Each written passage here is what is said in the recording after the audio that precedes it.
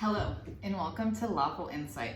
My name is Trisha Morales Padilla, and I am going to be your host for today. I'm going to be bringing people looking for answers to divorce and custody matters, just little tidbits of information, bite size, that is going to help them along the way, hopefully answer some questions that you have and make the road a little less bumpy and a little bit more smooth of a transition, if it could be a smooth transition.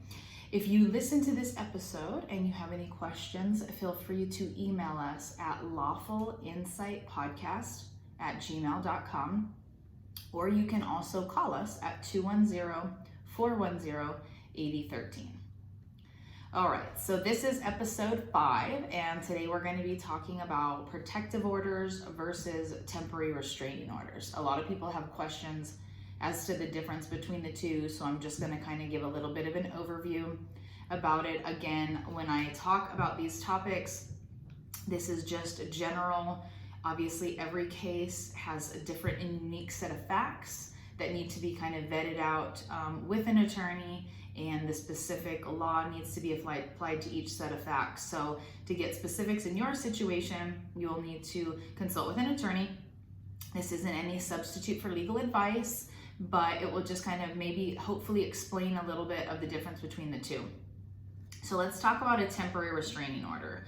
So a temporary restraining order is more of a civil mechanism. So when I say civil, meaning not criminal, it's a civil mechanism, and basically what you're doing is you're restraining somebody or stopping somebody from doing something.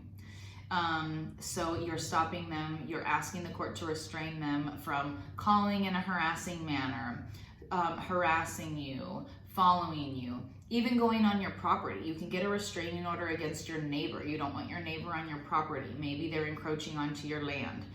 You're basically asking to get a restraining order against them.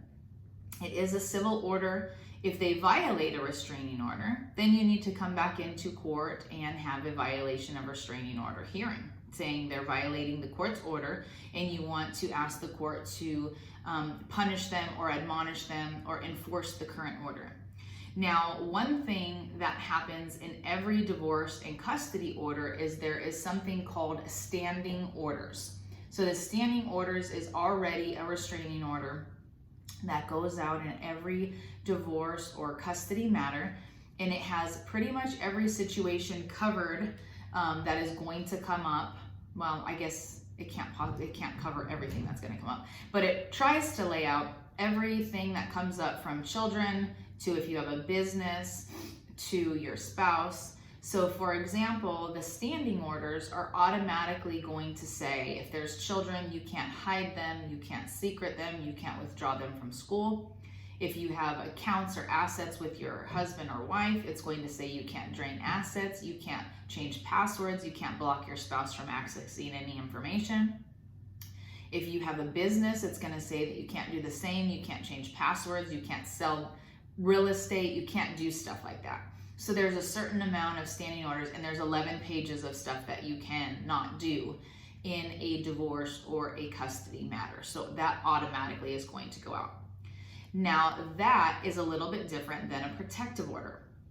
So a protective order is specifically if there has been family violence. So it is more of a quasi-criminal matter, in the sense that a protective order is going to make ordinary actions criminal. For example, waving at somebody, texting somebody, being at the same HEB as somebody that is covered in the protective order is now going to make it criminal. So if the person who's covered under the protective order calls the police and there's a protective order on you, they will actually arrest you, and you will have a misdemeanor charge for a violation of a protective order. That is not the case with a restraining order. But protective orders are harder to obtain. So a protective order, there has to be a finding of family violence, and they have to show that it's not only occurred in the past, but that it's likely to occur in the future. So when you have a protective order hearing, whoever is trying to obtain the protective order has to have a hearing, and they have to have proof, which could be testimony. Their testimony is proof. If it need be, or if they have witnesses or some other kind of evidence that they have to show the judge that family violence has happened in the past, and that it's likely to occur in the future, and that's why a protective order needs to be in place. Most of the time, but not all the time, protective orders go for a period of 2 years. There are certain situations where you can obtain a lifetime protective order, but generally they're 2 years. And they also come with an affirmative finding of family violence. So with an affirmative finding of family violence, there is certain things that the person who has the protective order against them, they're not going to be able to have a gun or a weapon or a firearm.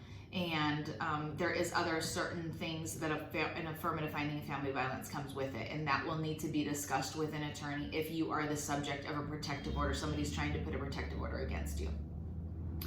One thing that happens for protective orders is if you need to get a protective order, you can either contact a private attorney and they can do a protective order, or you can go through the district attorney's office and they can be the attorney to file the protective order for you. So hopefully that clears up any kind of confusion, at least on the surface level, that you have as far as a protective order and a restraining order. A lot of times people think I can just get a protective order because somebody's bothering me, and that's not the case. There needs to be family violence. But if you have any questions, like I said, feel free to give us a call, 210-410-8013, or email us at lawfulinsightpodcast@gmail.com. And I want to thank you for listening to this episode, and I hope that you have a great day. Thank you.